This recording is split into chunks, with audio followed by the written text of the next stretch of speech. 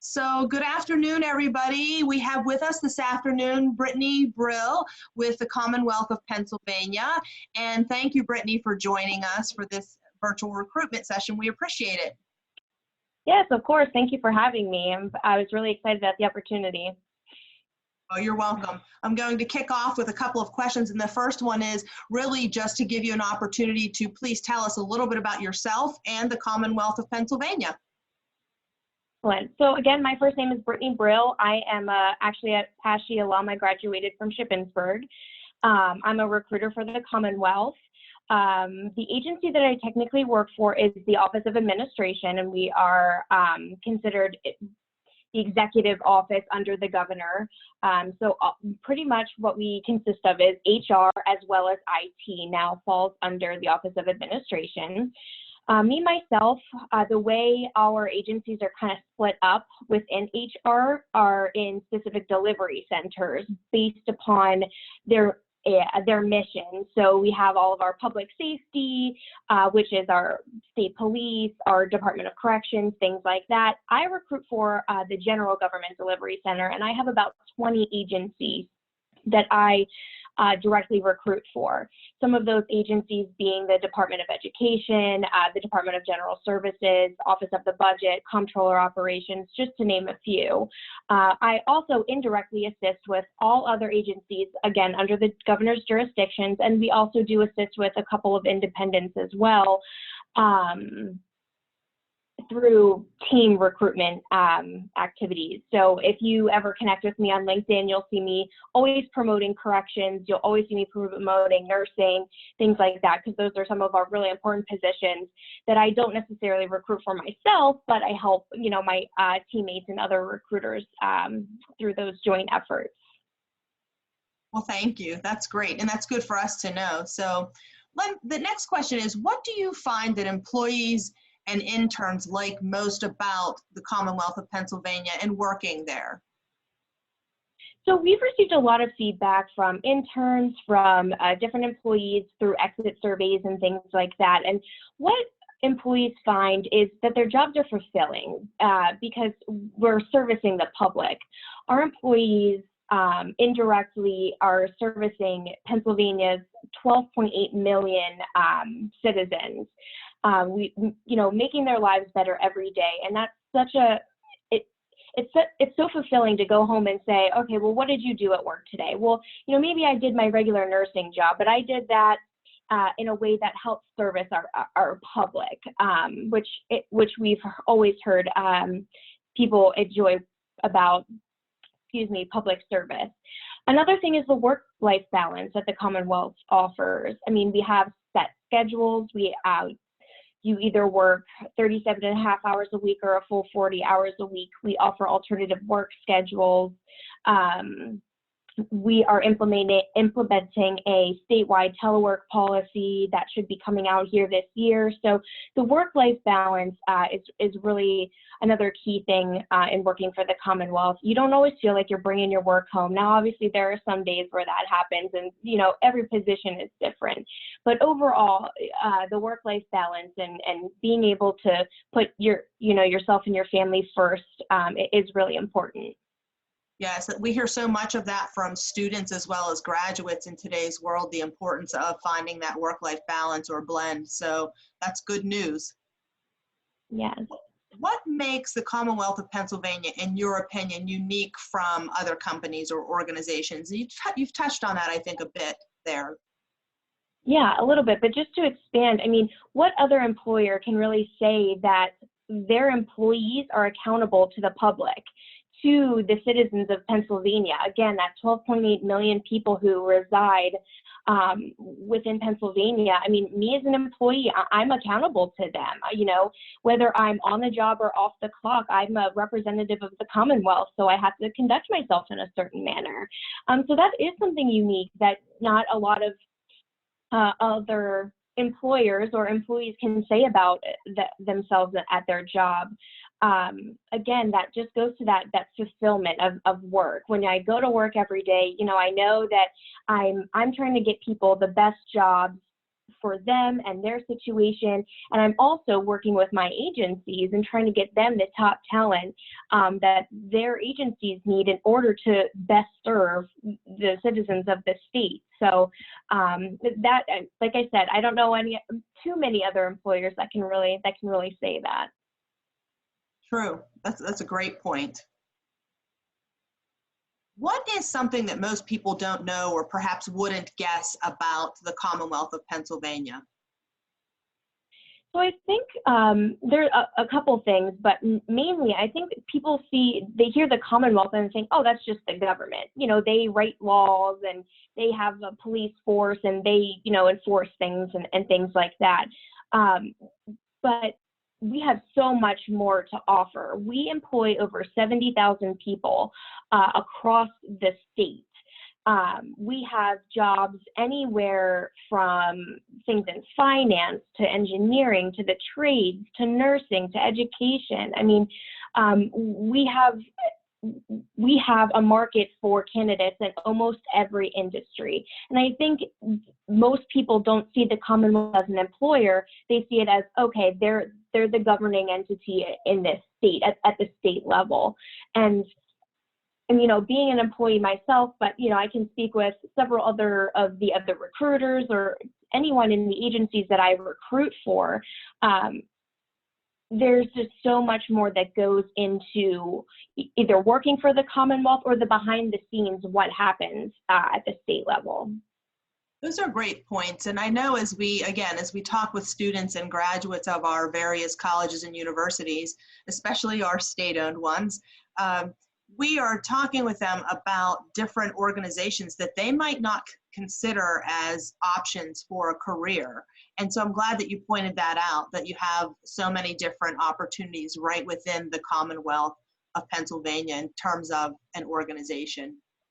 Absolutely. I mean, I consider myself a little bit of a civil service and public sector nerd. My major was public administration, so kind of right from the jump, I knew I wanted to get into public service. But I mean, I have a lot of family members and even friends who I graduated from college with who, you know, they'll come to me, oh, okay, so you're a recruiter. Like, what do you recruit for? Well, I can recruit for this, I can recruit for that. And they don't comprehend fully of the type of employer that the Commonwealth is. We have so much to offer. Yeah, I know we're talking later this month with somebody from the Commonwealth of Pennsylvania Office of the Budget and Comptroller. Okay, yep. Yeah. Comptroller Operations. Yep, I recruit for them. Yes, so we're talking with somebody from there, next week. Do you have any tips on what students or other applicants should do or not do in a job interview? Absolutely. One thing that I always, being prepared is something that's huge, and maybe not just in the interview itself, but knowing where you're going for the interview, whether that means the day before driving there and scoping out the area, you know, being prepared for traffic, weather, parking, those types of things, making sure you know where you're going and that you're showing up on time, that you're showing that you're being respectful of the interviewer's time, but as well as being respectful of your own time. You know, the interviewers have asked you to come in for an hour, however long. That's your time to shine. That's your time to sell yourself and to make you look like the best candidate for that position. So you want to have as much time as possible to make sure that they know, hey, I know that I can do this job and I want to show you that. Another thing is coming prepared with questions for those interviewers. That may take a little back-end research, getting to know the company, getting to know that company's mission. But if you're coming there and, you know, I'm interviewing you and you're asking me, so, you know, what's a day in the life of, you know, for you at your job? Or who are the people that you're serving? That's going to show me that you have genuine interest in the mission of my agency or the Commonwealth as a whole. And any employer can really speak to that. Showing that genuine interest in what the company is trying to do really takes you a step further in an interview, and making sure you come prepared with a couple of questions. And they don't have to be really in depth. A lot of times, you know, you're running tight on time anyway, but just making sure you at least have something that will give the interviewer that little hint that, hey, this person is really interested in learning what we do here. That's great advice too. Along those same lines, what are some things that you look for on a candidate's resume and in their cover letter?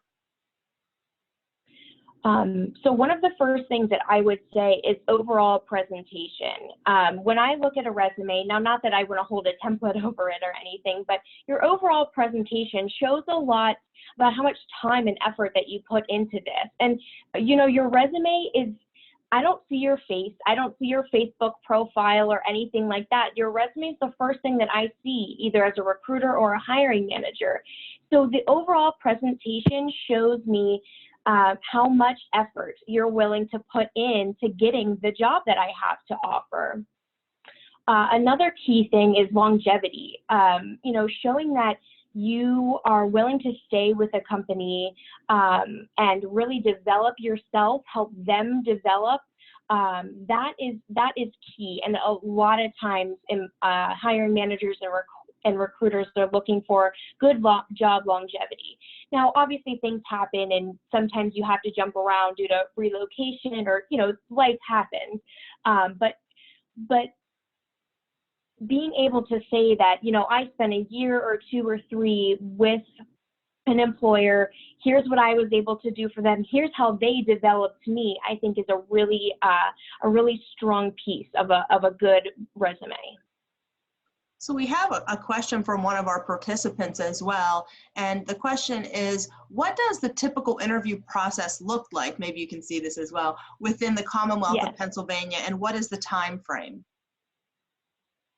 So I think the Commonwealth is kind of notorious for a long hiring process. And I think the reason that is because of the volume of applicants that we get for a lot of our positions. Now, the Commonwealth has completely revamped the way that they do hiring. You used to go take a civil service exam and then get put on this list, and then you waited and waited and waited until an agency had a vacancy, and then someone would reach out to you. And most times, those people weren't even interested anymore.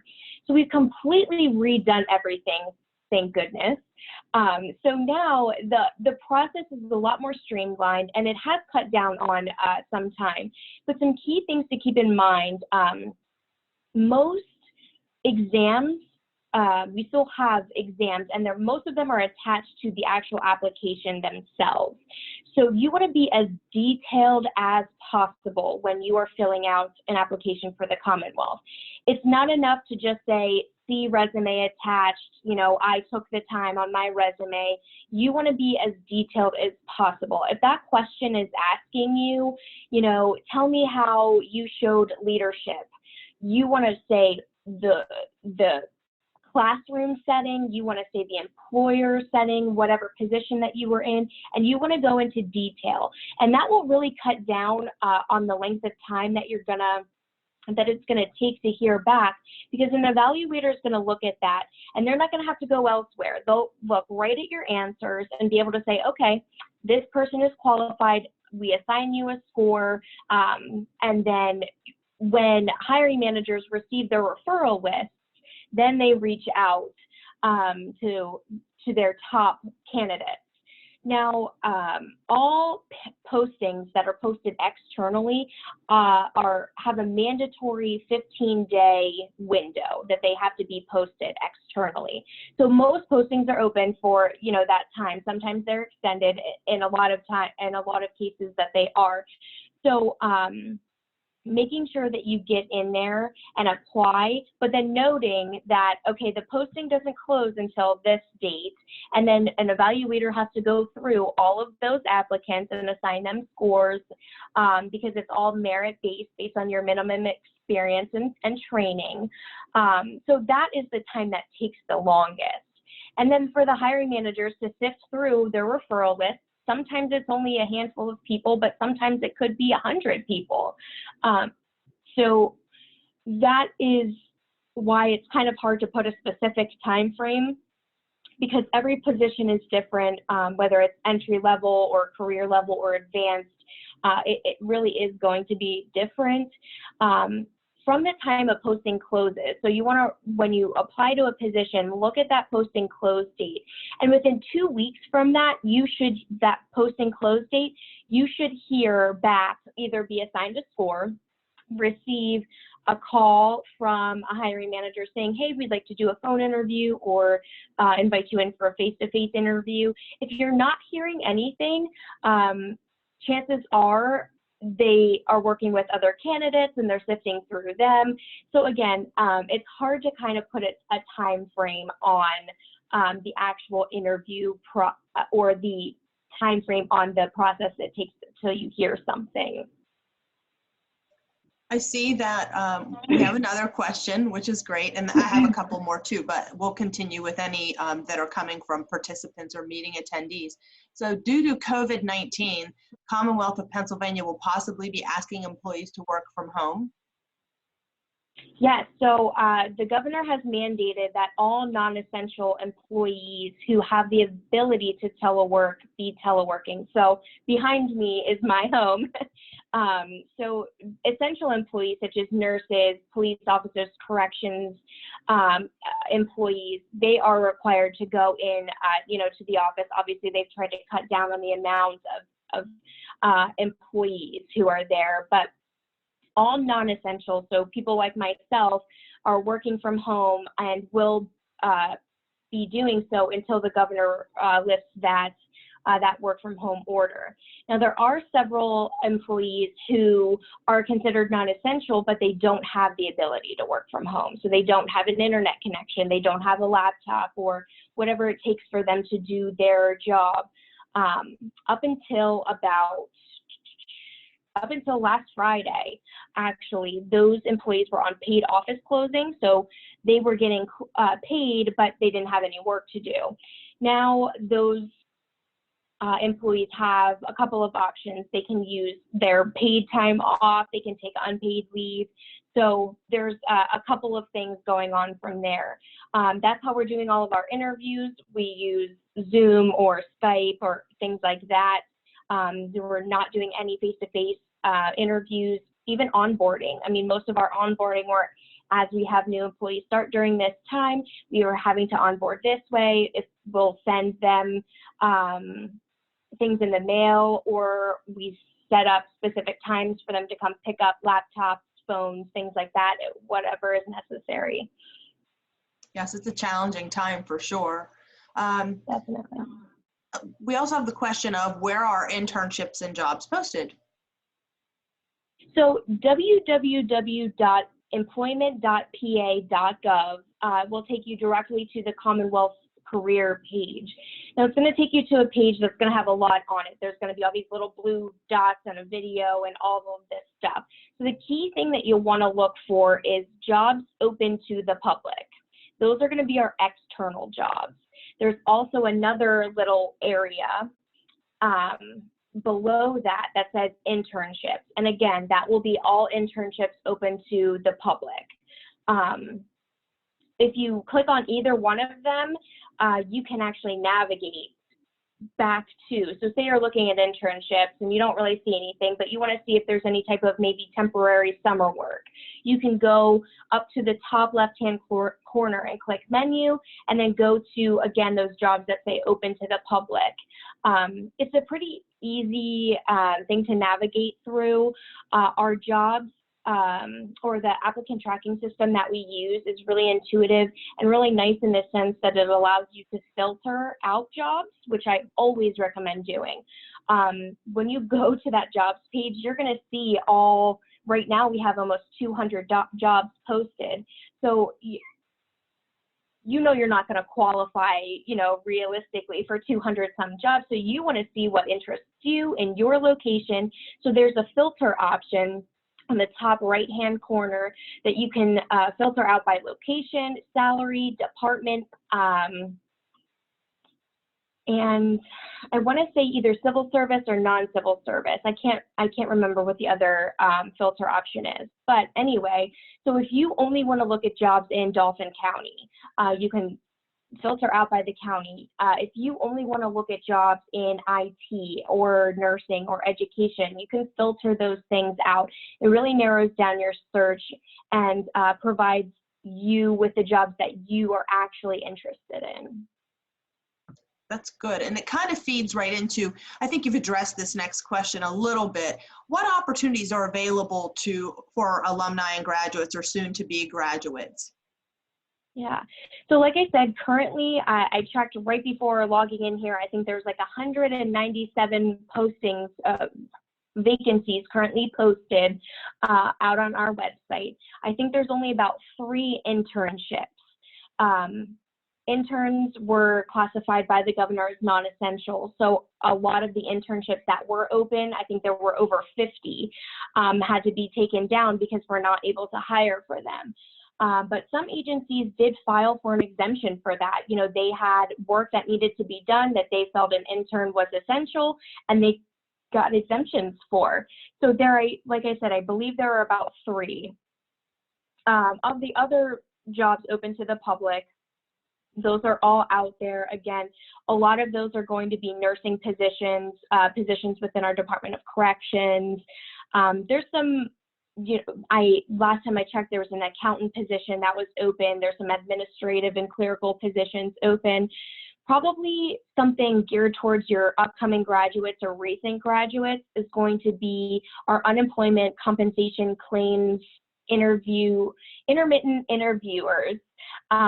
They're for our Department of Labor and Industry, and those folks are going to be called to help the thousands of Pennsylvanians who are having to file for unemployment compensation right now.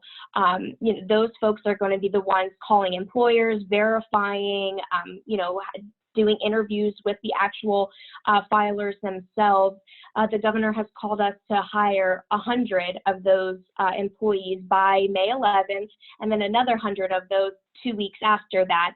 And then we'll continue hiring throughout probably the entire summer. So we are making a huge push right now. It's an entry-level position. It's a great way to get your foot in the door with the Commonwealth, learn about what Commonwealth employment is like. And a lot of times those positions do lead to permanent positions, whether it be in labor and industry or any other agency in the Commonwealth. What jobs are open to non-U.S. citizens? At this time, and I can't speak to exactly or if there are any exemptions to this, but at this time, the Commonwealth typically as a whole, you would have to have, like, we can't do any type of sponsorships or anything like that, I'm pretty sure. So the majority of our positions would require residency in the United States. Okay. And then one of our participants is curious about what remote and flexible options exist within the Commonwealth of PA.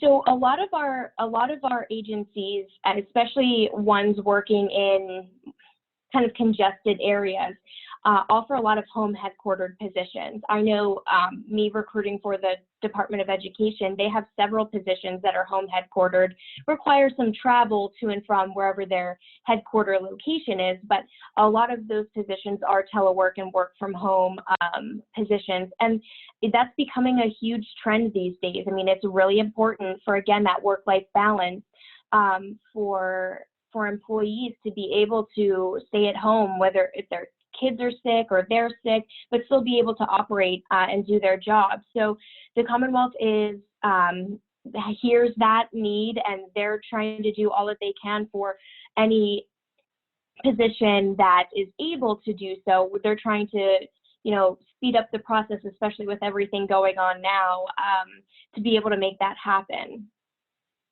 Thank you.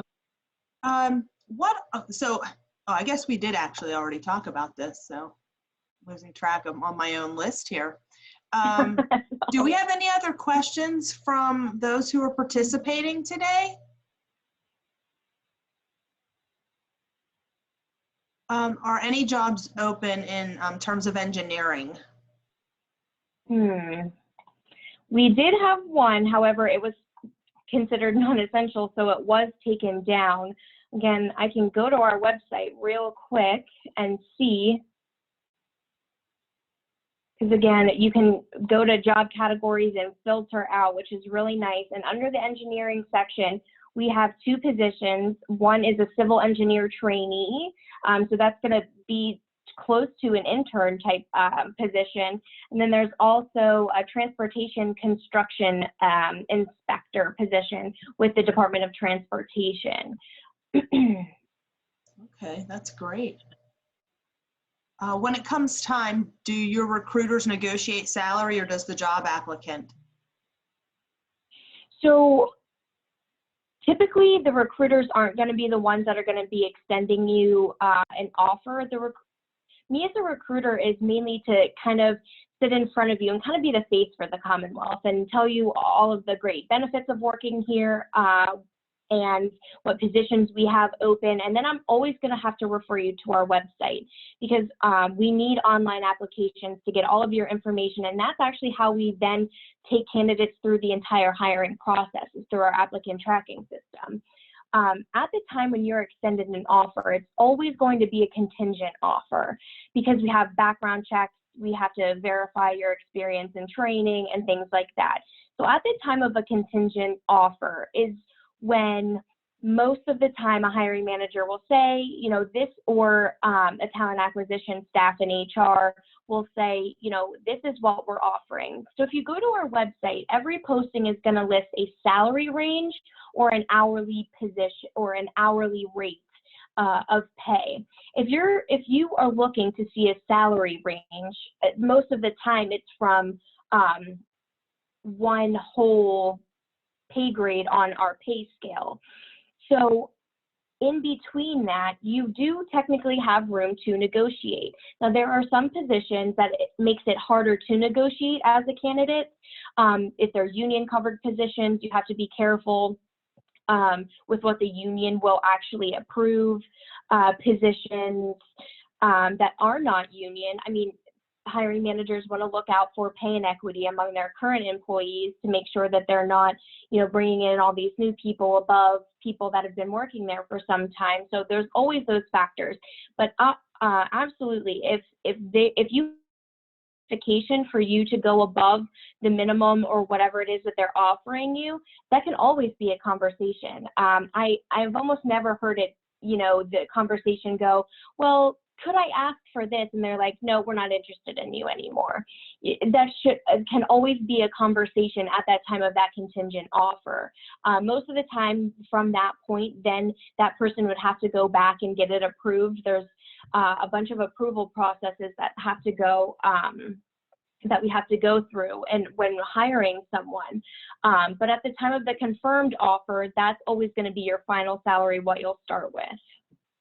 And just to do a kind of a follow-up to that, more of a statement than a question for anybody, but in case what was meant there, the way I'm reading that might be that, is it Naja? I don't know if I'm saying your name correctly, but maybe you're asking if a recruiter is going to negotiate on behalf of the job applicant.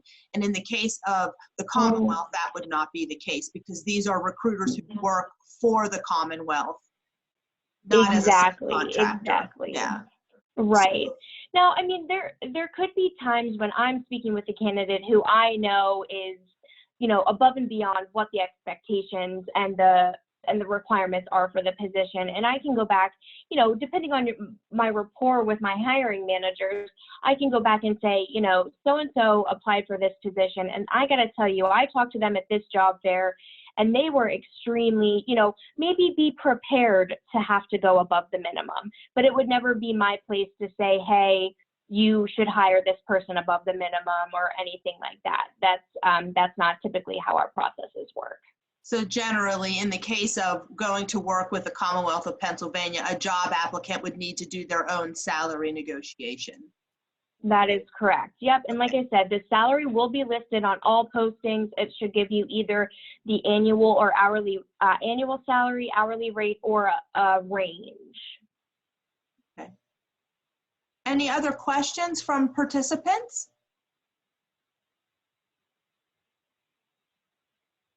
You'll still have a few minutes if something comes to mind. I'll ask what our final question is of Brittany, and that is, what one piece of information and or advice would you like to leave us with today? So especially during this time, when you're looking for jobs and you're looking for whether it be maybe not your forever career, just somewhere where you want to get your foot in the door, you know, use this time, especially you folks who haven't graduated yet or you're getting ready to graduate, use this time to really look at the market and employers and what are they doing for their employees. You know, do that back end research. That is really going to help you determine where you're going to be happy and best suited. Now, you know, the first job I took when I got out of college, I did not stay there. I've moved since, so that obviously happens. But definitely take the time to look into your employer, do some back-end research, and really understand what their mission is, what their agency does. And for the Commonwealth, I mean, there are so many benefits. I mean, again, I can't speak enough of the fulfillment that you feel working for the public and having that accountability always kind of on your shoulder, like, I work for the citizens of Pennsylvania. Obviously, there's the benefits of our pension plan, our good medical benefits. So there's obviously all of that.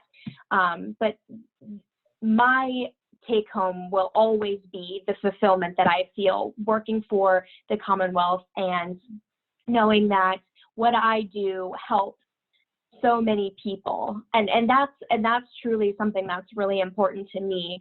And as you guys are navigating the application process, whether it be for the Commonwealth or any other agency, you know, look for those types of testimonials if you can find any from their employees to see what they like about working with their company. Thank you so much, Brittany. That's great advice, and all of the information that you've shared, I think, will be very valuable for our participants and for anybody who might view this session later. Do we have any other questions from anyone with us today? Okay, since we don't have any further questions, I'm going to go ahead and stop the recording. Brittany, thank you again so much for being with us. We really appreciate it. Thank you, and thank you all who have attended today. I really appreciate your time.